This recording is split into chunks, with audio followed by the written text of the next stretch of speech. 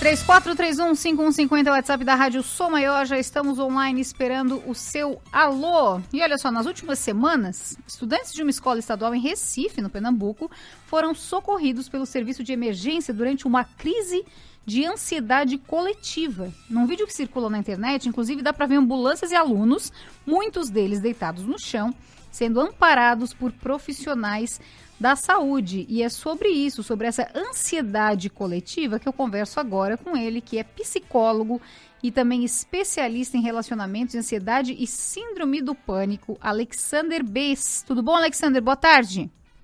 Obrigado aí, querida, pela participação no seu programa, que você sempre o conduza dessa maneira fenomenal que você faz. Um abraço a todos os ouvintes da Rádio Som Maior e todas as pessoas aqui que nos escutam.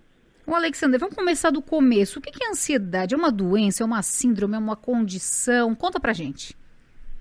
Bom, daria para responder a tua pergunta nos próximos 5, 10 anos. Muito tempo. Nós vamos fazer isso em alguns segundos. Quando a gente fala em ansiedade, é muito importante a gente separar o fenômeno da ansiedade, tá?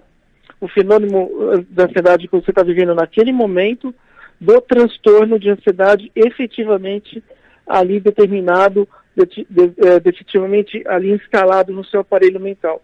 Quando você tem uma entrevista numa rádio, quando você tem uma entrevista de emprego, quando você tem um casamento, seja você o padrinho, ou o noivo, ou a noiva, ou a madrinha, não importa. Isso tudo pode gerar uma ansiedade. É uma ansiedade que passa. De qualquer maneira, quando a gente fala em ansiedade, a gente sempre está falando numa questão de tempo futuro e nunca no presente, apesar que o presente ele é realmente predominantemente sentido o sintoma.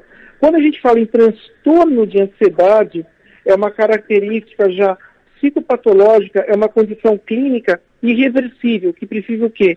Precisa tratamento e manutenção. Você vive bem, mas sempre com tratamento, né? O tratamento adequado. O tratamento adequado para a ansiedade hoje, o Pittsburgh, eu falo para você, dentre os padrões americanos hoje de sintomatologia e de diagnóstico, né? E de conduta, é a psicoterapia, tá? De 1 até 3 vezes por semana, dependendo do tipo de ansiedade. Se for uma síndrome do pânico, por exemplo, de até 3 vezes de ansiedade, até 3 vezes por semana a gente usa esse tratamento, sempre administrado com ansiolítico, e além do ansiolítico também uma conduta muito nova americana que está tendo de uns 2, 3 anos para cá, até mais ou menos aí coincidindo com a pandemia, a gente administra também um beta-bloqueador para que a pessoa não tenha ali tanta manifestação de cardiovascular, como ataque cardíaco ou até alguma situação nesse tempo. A ansiedade não mata, mas ela causa muito sofrimento, causa muita consternação na pessoa. No caso da nossa matéria de hoje, a gente vai falar um pouquinho sobre a ansiedade coletiva, que também é um outro fenômeno que pertence ao ramo da ansiedade.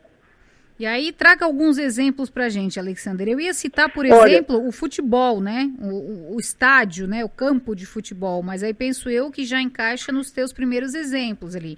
Vai dar ansiedade, mas vai passar. Porém, eu já emendo uma pergunta pra ti. Eu conheço senhores, até mais de um, que uma vez me contaram que pararam de ir ao campo. Eu não vou mais ao jogo, né? Falando do nosso time aqui de Criciúma. Eu não vou mais ao Heriberto Wilson porque aquilo me fazia mal. Eu sofria muito com a situação do time, enfim. Nesse caso, já se encaixa em outra ansiedade? Não, é a mesma ansiedade. Só que aí é uma ansiedade... Porque quando a gente fala em ansiedade, o Pittsburgh, a gente tem que falar em eventos. São 2 tipos de eventos que desencadeiam a ansiedade. O evento consciente e o evento inconsciente.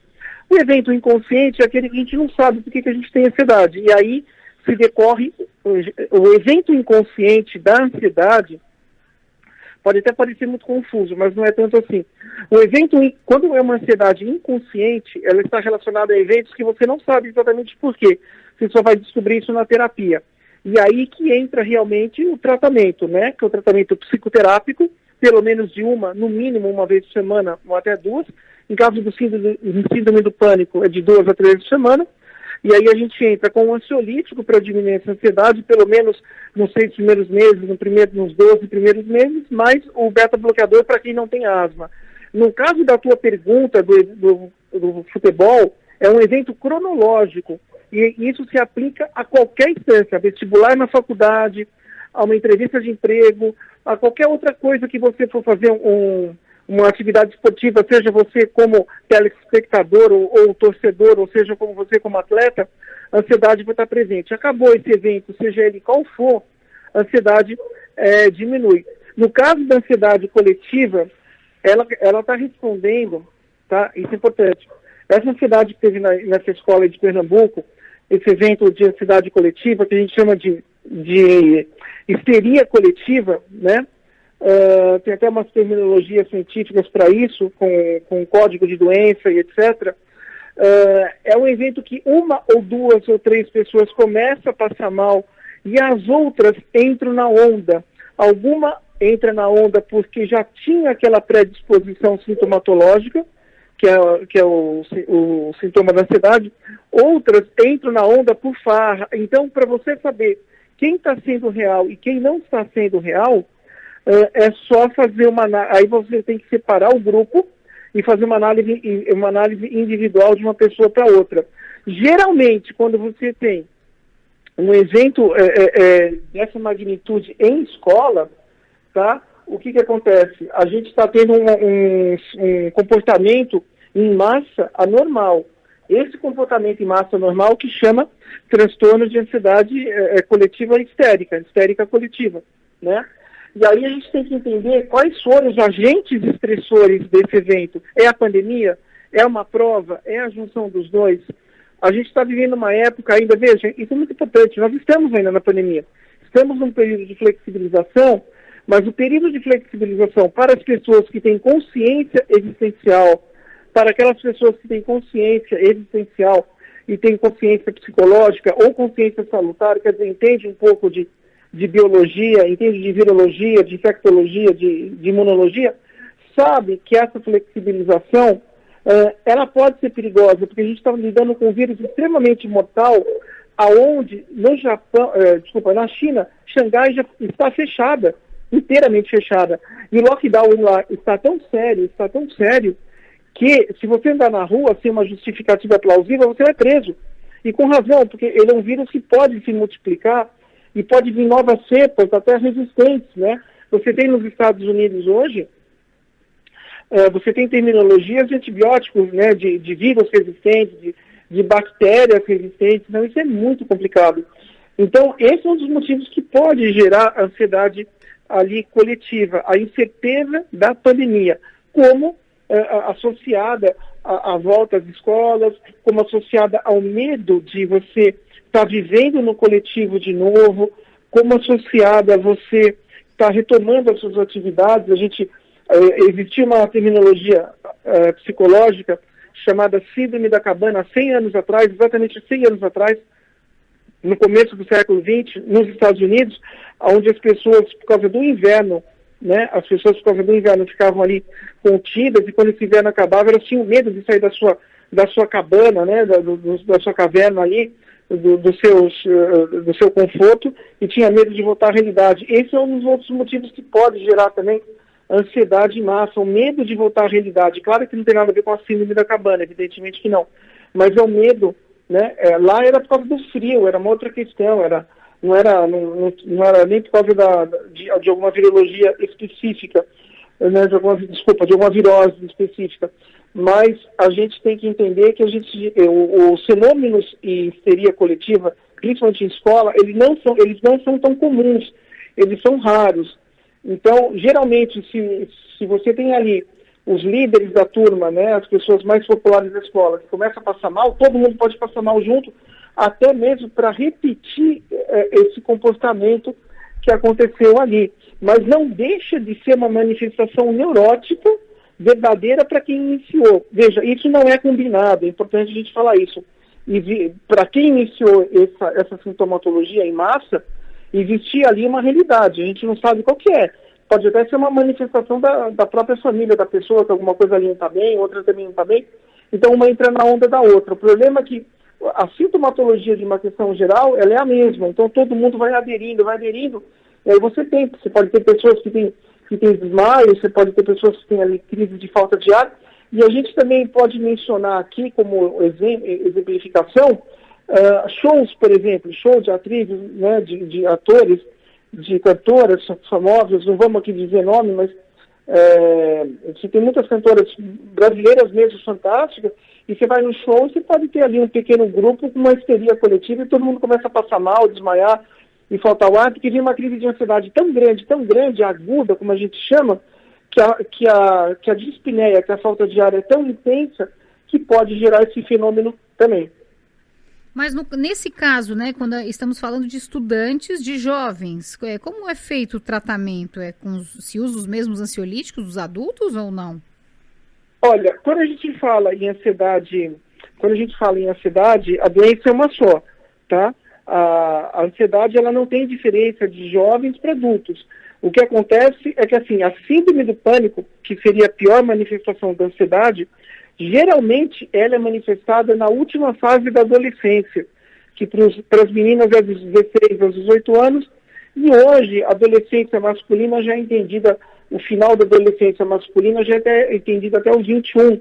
Então uma mulher, ela deixa de ser adolescente aos 18 porque ela tem um aparelho intelectual mais evolutivo, ela tem um aparelho intelectual mais formalizado, mais forte, né, mais íntegro. E o homem, realmente, ele tem uma postura ali mais infantilizada. Então, alguns estudos americanos hoje, né, prorrogam que a adolescência masculina, ela é mais tardia, e ela se dá aí até os 21 anos. De qualquer maneira, sendo jovens adultos, ou até jovens mesmo, já inseridos no mercado de trabalho, 24, 25, 26 anos, o tratamento é o mesmo. A diferença é que como você teve um transtorno em massa, nesse caso, especialmente nesse caso, você tem que isolar membro a membro, ou seja, você tem que isolar cada aluno, tá? E ali, nesse isolamento, onde vai ser tecido psicodiagnóstico, quer dizer, vai ser feito ali uma triagem, você vê quem que realmente estava ansioso ou não.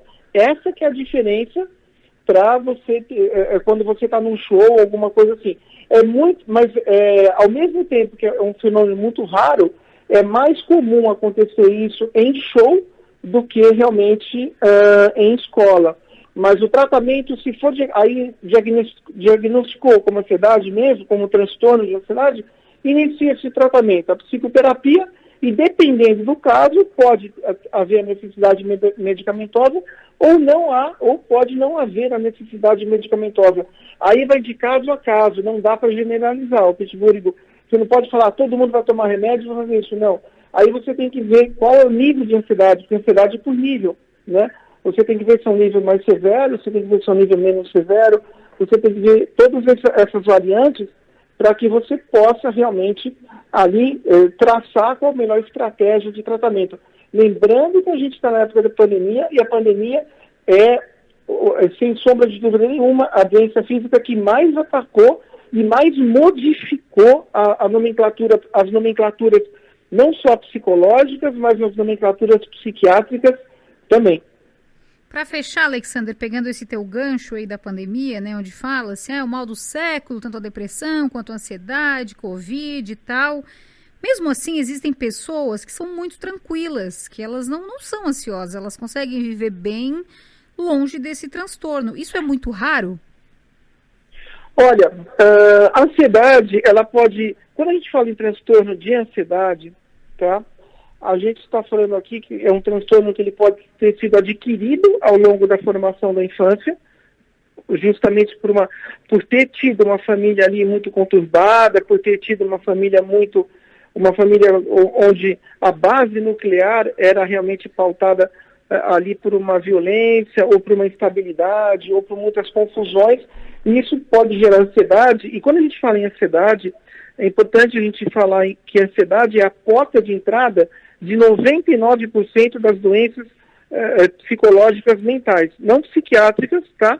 a gente não está falando aqui em psicopatologias psiquiátricas, estamos falando aqui em psicopatologias neuróticas, quer dizer, a ansiedade é uma questão neurótica, mas a ansiedade ela pode ter sido adquirida ao longo da formação da infância e da própria adolescência, na formação da adolescência também, ou ela pode ter sido herdada. Quando a ansiedade ela é herdada, como a gente fala, né, psiquiatricamente, ela faz parte do temperamento. Esse tipo de ansiedade é o tipo de ansiedade totalmente incurável. É o tipo de ansiedade que vai acompanhar a pessoa ao longo da vida toda. Então, isso pode manifestar. Pessoas que não tiveram a herança genética ansiosa, né? Pessoas que não tiveram uma herança genética ansiosa, ou pessoas que tiveram uma adolescência mais tranquila, num lar ali com menos conflitos, com menos traumas e, consequentemente, com menos neuroses, tem uma tendência maior a enfrentar esses problemas sem manifestar ansiedade ou sem manifestar qualquer transtorno ansioso ou manifestações ali ansiosas. Então, isso é muito importante para que a gente possa entender até o porquê da origem dessa histeria em massa, né, dessa histeria coletiva em massa, entendendo que é um fenômeno totalmente clínico para aquelas pessoas que realmente os tiveram, e não tem nada a ver com questões demoníacas ou questões delirantes, não. Algumas pessoas entraram ali acharam interessante compactuar com aquilo, por algum motivo ou outro, e outras realmente tinham. Do mesmo jeito que outras podem não se manifestar. O controle emocional, o controle psicológico, ele é muito importante, mas ao mesmo tempo não é tão fácil. Para quem tem ansiedade, para quem tem depressão, né, veja, é importante, Pittsburgh, eu posso te falar que tanto a ansiedade como a depressão, eu não falaria que é o mal do século, eu falaria que é o mal de todos os milênios. Por quê? Porque o transtorno de ansiedade em si e os transtornos depressivos mesmo, tá? De uma maneira geral, não tem cura e tem tratamento. A síndrome do pânico que decorre da ansiedade, ela é totalmente curável e tratável, ela é totalmente remissional. Quer dizer, você extingue mesmo, você erradica totalmente, né? Você faz a radicalização total da doença. Agora, o transtorno fica. Alexander, obrigada pela sua colaboração hoje aqui com a gente, viu? Querida, eu desejo a você uma ótima semana, a todo o pessoal da sua produção, pessoal da cidade que nos está escutando, e mais uma vez, obrigado aí pela entrevista. Eu conversei com um psicólogo, especialista em relacionamentos e também em ansiedade e síndrome do pânico, atuando aí na profissão há mais de 20 anos, o Alexander Bess, hoje especificamente falando sobre a crise de ansiedade coletiva. 17 horas 25 minutos, o tempo voa, eu vou para o intervalo.